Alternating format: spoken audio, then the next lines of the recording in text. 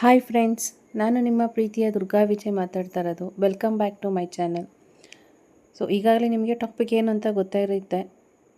ಆಷಾಢ ಮಾಸದಲ್ಲಿ ನಿಂಬೆಹಣ್ಣಿನ ದೀಪ ಹಚ್ಚೋದ್ರಿಂದ ಎಷ್ಟು ಫಲ ಸಿಗುತ್ತೆ, ಇದು ನಿಂಬೆಹಣ್ಣು ದೀಪ ಹಚ್ಚೋದ್ರಿಂದ ಖಂಡಿತ ಒಳ್ಳೆಯದಾಗುತ್ತಾ ತಿಳ್ಕೊಳ್ಳೋಣ ಬನ್ನಿ.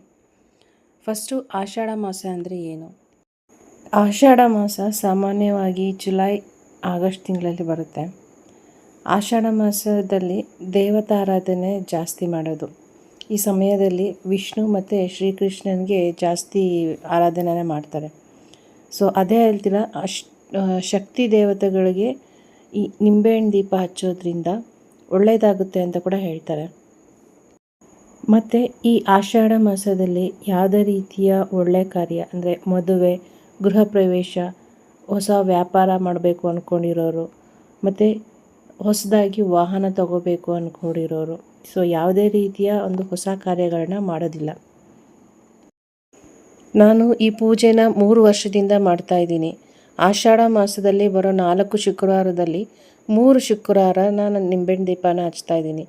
ಶುಕ್ರವಾರದತ್ತು ರಾಹುಕಾಲ ಅಂದರೆ 10:30ಯಿಂದ 12:20 ತನಕ ರಾಹುಕಾಲ ಇರುತ್ತೆ. ರಾಹುಕಾಲದಲ್ಲಿ ನಿಂಬೆಹಣ್ಣು ದೀಪ ಶಕ್ತಿ ದೇವತೆಗಳಿಗೆ ಹಚ್ಚೋದ್ರಿಂದ ತುಂಬಾ ಒಳ್ಳೆಯದಾಗುತ್ತೆ. ನನಗಂತೂ ಖಂಡಿತ ಆಗಿದೆ. ಅದಕ್ಕೋಸ್ಕರ ನಾನು ವರ್ಷ ಈ ವ್ರತನ, ಈ ಪೂಜೆನ ಬಿಡ್ದಿರ ಮಾಡ್ತಾಯಿದ್ದೀನಿ. ನಾನು 5 ನಿಂಬೆಹಣ್ಣು ತೊಗೊಳೋದು, ಫುಲ್ಲು 5 ನಿಂಬೆಹಣ್ಣು ತೊಗೊತೀನಿ. 5 ನಿಂಬೆಹಣ್ಣು ತೊಗೊಂಡು ನಾವು ಯಾವುದೇ ರೀತಿಯ ಪೂಜೆ ನಿಂಬೆಹಣ್ಣಿನ ದೀಪ ಹಚ್ಚಬೇಕು ಅಂತಂದರೆ ದೇವಸ್ಥಾನದಲ್ಲೇ ಬಂದು ಎಲ್ಲ ರೀತಿ ತಯಾರು ಮಾಡ್ಕೋಬೇಕಾಗುತ್ತೆ. ಮನೆಯಲ್ಲೇ ಯಾವುದೇ ರೀತಿಯ ತಯಾರು ಮಾಡ್ಕೋಬಾರ್ದು. ಆ್ಯಂಡ್ ಮನೆಯಲ್ಲೇ ನಾವು ಅರಿಶಿನ, ಕುಂಕುಮ, ಊದುಬತ್ತಿ ಏನೇನು ಮಾಡಬೇಕು ಅಂದ್ಕೊಂಡಿದ್ದೀವೋ ಅದನ್ನು ಮನೆಯಿಂದನೇ ತರಬೇಕಾಗುತ್ತೆ. ತಗೊಬಂದು ದೇವಸ್ಥಾನದಲ್ಲಿ ಎಲ್ಲನೂ ತಯಾರು ಮಾಡಿಕೊಂಡು ದೀಪ ಹಚ್ಚಬೇಕಾಗುತ್ತೆ. 3, 5 ಈ ಥರ ಅಂದರೆ ಫುಲ್ಲು ನಿಂಬೆಹಣ್ಣು, 3 ನಿಂಬೆಹಣ್ಣು ತೊಗೊಂಡ್ರೆ 6 ದೀಪ, 5 ನಿಂಬೆಹಣ್ಣು ತೊಗೊಂಡ್ರೆ 10 ದೀಪ, ಈ ಥರ ಹೆಚ್ಚಿಸ್ತಾ ಹಚ್ಚಬೇಕು ಅಂತ ಹೇಳ್ತಾರೆ. ಆದರೆ ನಾನು ಯಾವತ್ತೂ ಒಂದೇ ಥರ ಹಚ್ಚೋದು. 5 ನಿಂಬೆಹಣ್ಣು ತೊಗೊತೀನಿ, 10 ದೀಪ ಹಚ್ತೀನಿ. ಅದು ಅಲ್ದಿರ ನೋಡ್ತಾ ಇರ್ಬೋದು, ಈ ತಟ್ಟೆಯಲ್ಲಿ ಸ್ವಸ್ತಿಕ್ ಅನ್ನೋದನ್ನ ಬರೆದಿದ್ದೀನಿ. ಕೆಲವೊಬ್ಬರು ಅದರಲ್ಲಿ ತಟ್ಟೆಯಲ್ಲಿ ಅಕ್ಕಿನ ಹಾಕ್ತಾರೆ. ನನಗೆ ಅಕ್ಕಿನ ಹಾಕ್ಕೊಳ್ಳೋದಕ್ಕೆ ಇಷ್ಟ ಆಗೋದಿಲ್ಲ. ಯಾಕಂತಂದರೆ ಅಕ್ಕಿ ಮೇಲೆ ದೀಪ ಹಚ್ತೀವಿ ಅಂದರೆ ನಾವು ಅನ್ನಪೂರ್ಣೇಶ್ವರಿಗೆ ಏನೋ ನಾವು ಮರ್ಯಾದೆ ಕೊಟ್ಟಿಲ್ಲ ಅನ್ನೋ ಥರ ನನಗೆ ಫೀಲ್ ಆಗುತ್ತೆ. ಅದು ಅಲ್ಲದ್ರೆ ದೀಪ ಹಚ್ಚಿ ನಾವು ಎಲ್ಲಂದರೆ ಅಲ್ಲಿ ಹೋಗ್ತೀವಿ, ಆ ಅಕ್ಕಿ ಏನಾಗುತ್ತೆ? ಅಕ್ಕಿನ ಬಿಸಾಡ್ಬೋದು, ಇಲ್ಲ ಅಕ್ಕಿನ ಯೂಸ್ ಮಾಡ್ತಾರೋ ಗೊತ್ತಿಲ್ಲ. ಬಟ್ ನಂಬಿಕೆ ಅನ್ನೋದು ಅವ್ರವ್ರಿಗೆ ಬಿಟ್ಟಿದ್ದು ಅಲ್ವಾ. ನನಗೆ ಅಕ್ಕಿ ಮೇಲೆ ದೀಪ ಹಚ್ಚೋದಕ್ಕೆ ಇಷ್ಟ ಆಗೋದಿಲ್ಲ. ಮತ್ತು ನಿಂಬೆಹಣ್ಣು ದೀಪನ ಹಚ್ಚಬೇಕಾದ್ರೆ ತುಂಬ ಶ್ರದ್ಧಾ ಭಕ್ತಿಯಿಂದ ಹಚ್ಚಬೇಕಾಗುತ್ತೆ.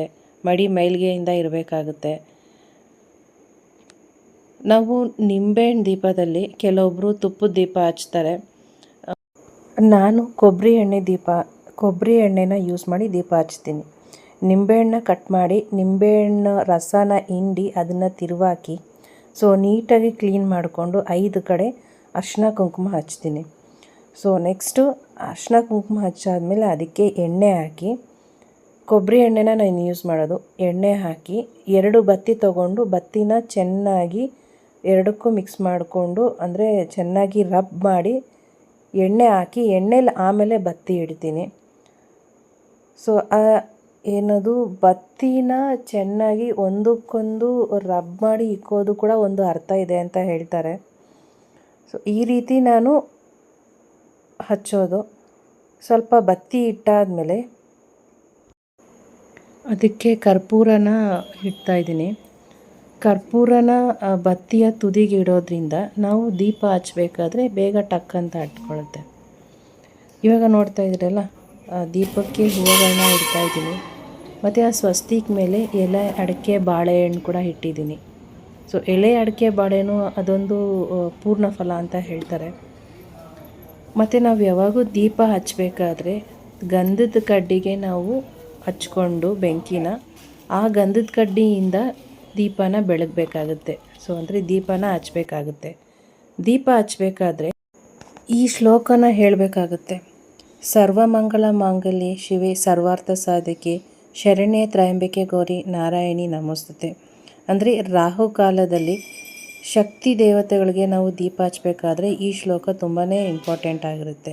ಮತ್ತು ನಮ್ಮ ಮಂಗಳಕರ ನಾವು ಏನೇನು ಅಂದರೆ ಏನಕ್ಕೋಸ್ಕರ ಬೇಡ್ಕೊತಾ ಇದ್ದೀವಿ ಅನ್ನೋದಕ್ಕೋಸ್ಕರ ಈ ಶ್ಲೋಕನ ಹೇಳ್ಕೊಂಡು ದೀಪ ಹಚ್ಚೋದ್ರಿಂದ ತುಂಬಾ ಒಳ್ಳೆಯದಾಗುತ್ತೆ.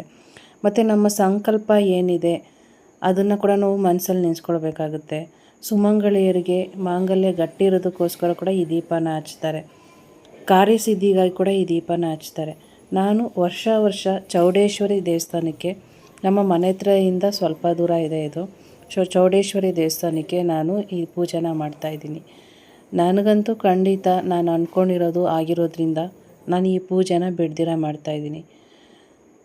ಮತ್ತು ಯಾರಾದರೂ ಹಚ್ಚಬೇಕು ಅಂದ್ಕೊಂಡಿರೋರು ಈ ಆಷಾಢ ಮಾಸದಲ್ಲಿ ಬರೋ 4 ಶುಕ್ರವಾರಗಳು ಕೂಡ ಕೆಲವೊಬ್ಬರು ಹಚ್ತಾರೆ. ಅಂದರೆ ಅವ್ರವ್ರಿಗೆ ಬಿಟ್ಟಿದ್ದು, ಒಬ್ಬರು 1 ಶುಕ್ರವಾರ ಹಚ್ತಾರೆ, 3 ಶುಕ್ರವಾರ ಹಚ್ತಾರೆ, 4 ಶುಕ್ರವಾರನೂ ಹಚ್ತಾರೆ. ನಾನು ಈ 3 ಶುಕ್ರವಾರನೂ ಹಚ್ತಾ ಇದ್ದೀನಿ. ನನಗೂ ಒಳ್ಳೆಯದಾಗಿದೆ. ಫ್ರೆಂಡ್ಸ್, ಈ ಒಂದು ಇನ್ಫಾರ್ಮೇಷನ್ ನಿಮಗೆ ಇಷ್ಟ ಆಗಿದರೆ ದಯವಿಟ್ಟು ನನ್ನ ಚಾನಲ್ನ ಸಬ್ಸ್ಕ್ರೈಬ್ ಮಾಡ್ಕೊಳ್ಳಿ, ಲೈಕ್ ಮಾಡಿ, ಹಾಗೆ ಶೇರ್ ಮಾಡಿ. Thank you.